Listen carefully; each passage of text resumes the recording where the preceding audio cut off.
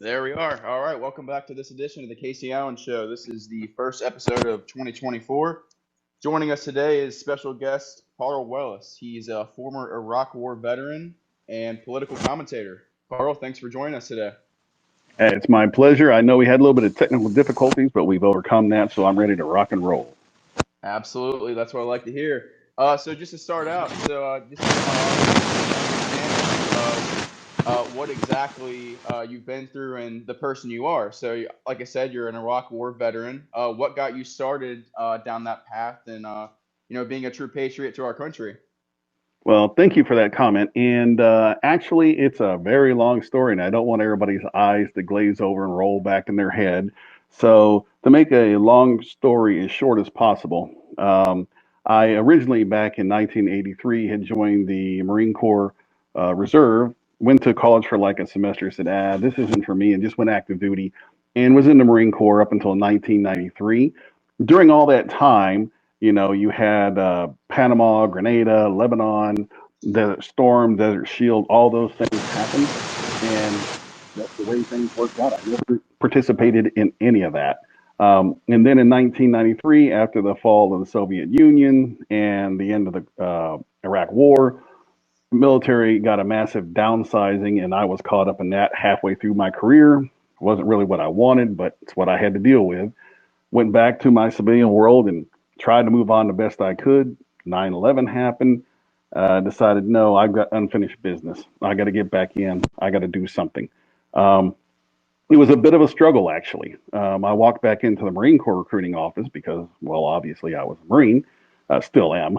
And so the line was out the door and around the block, and there was guys all the way up to 70 years old that had fought in Korea that wanted to come back in. And I remembered how the process works for the Marine Corps for prior service people, and I just shook my head and said, nah, this isn't going to work. It'll take forever.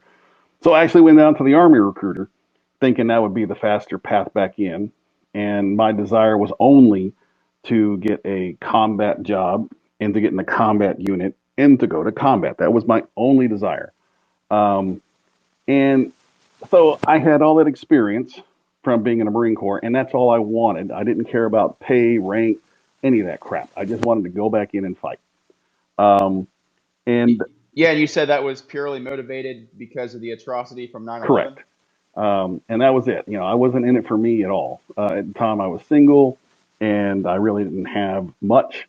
So it's not like I could take everything I own and throw it in a dumpster. I don't care, and just go back to doing my job in the military.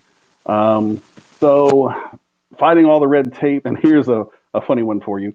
It took months and months and months and months because they had to do what was called a grade determination because I had been in the military previously.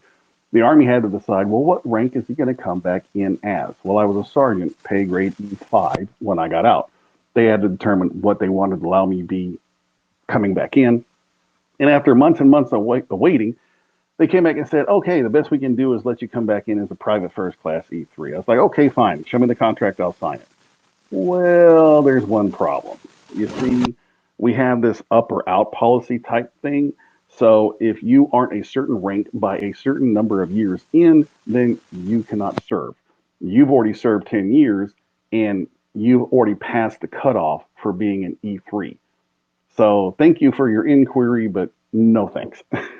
At this point, we're already into Afghanistan, and I'm like losing my mind when I hear this. And then they come back with, well, but you know what? There is another way we can get you in. We can get you into the National Guard, and they'll let you be a sergeant.